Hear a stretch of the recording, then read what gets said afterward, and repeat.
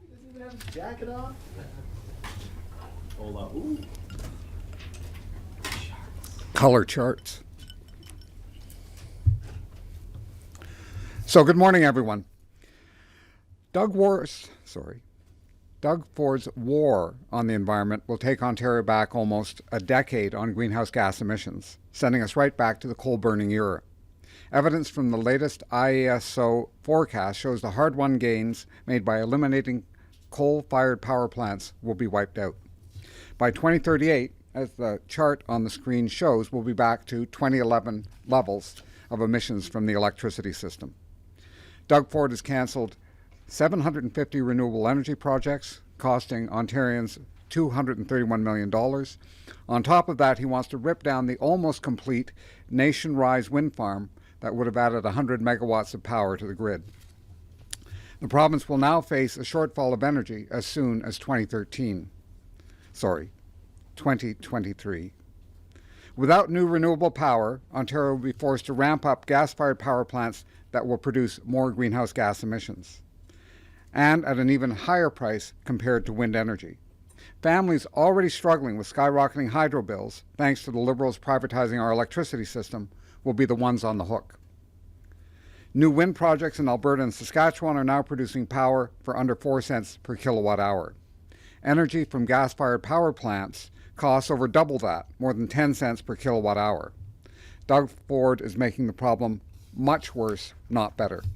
He's taking us back to the bad old days. To fix the shortfall and put Ontario on track, we need to invest in new renewable energy projects that can generate much cheaper energy and protect our environment. And with that, I'm open to questions.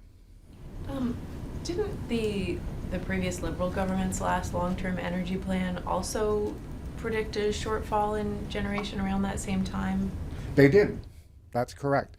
And the reality is that in response to that knowledge, what Ford has done is cancel renewable energy projects worth $231 million and is trying to stop another renewable energy project. But, I mean, Peter, this is also being driven by the Pickering shutdown, which, I mean, is much larger at scale than any of the renewable projects have been scaled. No, absolutely correct. I think what you have to do is look at the trajectory. What we're seeing is a very substantial ramp up in greenhouse gas emissions from the electricity system, and a government that is undermining the efforts that you need to actually bring that under control. So he's cut energy efficiency programs, he's cutting out clean renewable energy. If you're actually going to deal with that big rise in greenhouse gas emissions, you can't be going in the direction he's going in. The government is also apparently proposing to extend the lifespan of Pickering at least 1 year beyond the current shutdown date. That would knock back some of those GHG emissions. Is that something you'd support? I think that question has to be determined in the end by the Canadian Nuclear Safety Commission. Is it safe to do that? Because we've gone through numerous reviews of extension on that plant. It's always been a question of making sure that it's safe. But the larger question really is, by 2038, we are burning an awful lot of gas and putting out enough emissions to wipe out almost half the savings we got from the shutdown of coal-fired power.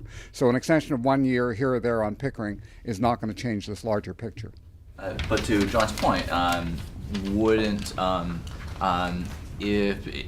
should Pickering if that does get that 1 or 2 year extension, then what that buys you is about 2 years of time, where the capacity gap is much less and could probably be made up through a handful of smaller policy initiatives. Why wouldn't you support buying that time to make sure that the capacity gap can be that can be addressed through those kinds of measures? Well, again, the story here is not that 1 year. The story is, where are we going to be on this trajectory that's being set by the Conservatives? They're following the Liberal lead, but this trajectory is to wipe out almost half the savings we got from shutting down coal. So if we have 1 year here or there, it is not going to change this larger picture. We are going back to emissions levels around 2011, 2012. that is a huge setback for Ontario. Peter, it's correct though to say that those projects that they canceled don't make much of a dent in that red line. No, How many megatons? that's true. They're how many relatively megawatts? small. Like it's Again, it's the question of the trajectory, Yeah. Jeff. We know that we're going to have a shortfall of power and we're going to have an increase in greenhouse gas emissions. Do you shut down zero emission power like we had in our hands if you know where you're going? Do you cut back and threaten all your energy efficiency and conservation programs, which is what situation we're facing when you look at this graph? And that's what they're doing. They're going directly contrary to the direction we need to be going in. They're going towards much more substantial greenhouse gas emissions. Is there a buy power from Quebec, hydro, zero emission power, a possibility that would make a dent in that red line? Yes. Yes. How much could we make a difference? You'd actually have to do the calculation. I know recently Quebec sold power, or signed a contract with New York State to sell power at 6 cents a kilowatt hour. They want to sell power to Ontario, so it's an option that has to be developed. The potential is there to improve our connections and bring a lot of non-GHG emission power into Ontario, but I think it's going to be a combination of new renewables, large-scale investment in efficiency and conservation, and buying power from Quebec. We're in a situation now that arose from a lot of mistakes that were made by the Liberals, privatization of the hydro system. That whole process has been continued by Ford, and in fact, as you can see, he's quite happy to make things worse when it comes to climate change. We do have options and we need to act on them. We need to act on them quickly. That isn't what's being projected at this point. And this direction is not being challenged by the Ford government. You don't hear the Minister of the Environment coming out and saying, we can't accept this. You don't have the Minister of Energy saying, we have to avoid this rollback of our gains on climate change. Minister Ricker actually did say in a scrum to me when I said, are you going to allow greenhouse gas emissions to rise? He said, no, we're working on a plan. We have a plan. Well, if he has a plan, he hasn't told the system operator. They've done a 20-year projection. If he has a plan, one would think normally that he would inform the people who are running the whole system. I haven't seen a trace of a plan. In that 20-year report, the system operator, one thing that they flag is the conservation programs that they run. The $343 million program runs out at the end of 2020. Correct. And the government hasn't indicated whether or not they will extend that program. That would make it I think a 1 megaton difference in the longer term plan.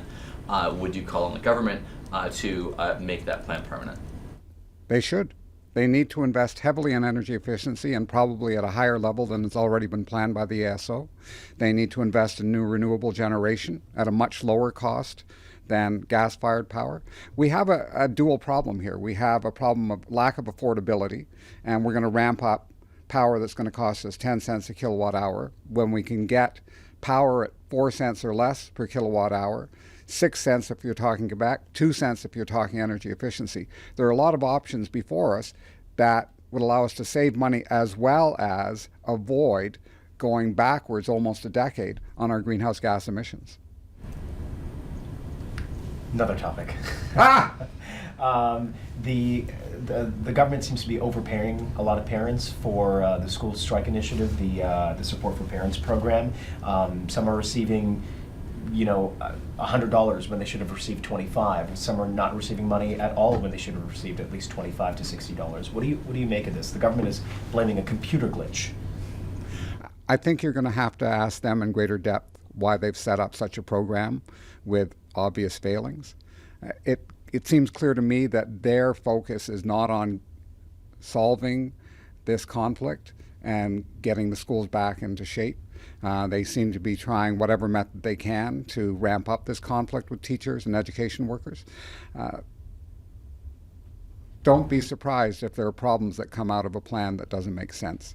And what they've brought forward is not going to solve the issues in the schools. They need to end the cuts. They need to negotiate in a responsible way with the teachers and education workers. But as to the problems they have with their system, they're going to have to answer for that. But obviously, it's going to raise a whole lot of issues, right? In terms of if somebody got overpaid, do they get clawed back? How do they repay the government? What do you think should be the way forward here if somebody has been overpaid? Should they just keep Well, on? again, I think the government's going to have to sort that out. If they've overpaid people, they know that that's not going to be acceptable to the public. How much is it going to cost them to sort that out? It's their headache. They have to come forward with a solution. They say it's fixed. We'll find out. One of the only major sort of zero GHG policies that the government has announced was the agreement with Saskatchewan and New Brunswick to develop a new generation of small modular reactors. I was just wondering if the NDP or you had feelings or thoughts about that. We haven't done an analysis of it, in part because it's very far down the road. They don't even have a working model in the United States where they've been doing the most in terms of development. When we have an actual proposal with a commercial plant, then we can have a discussion. But right now, it's more talk than substance. A lot more talk than substance. Further questions? Thank you very much. Thank you all.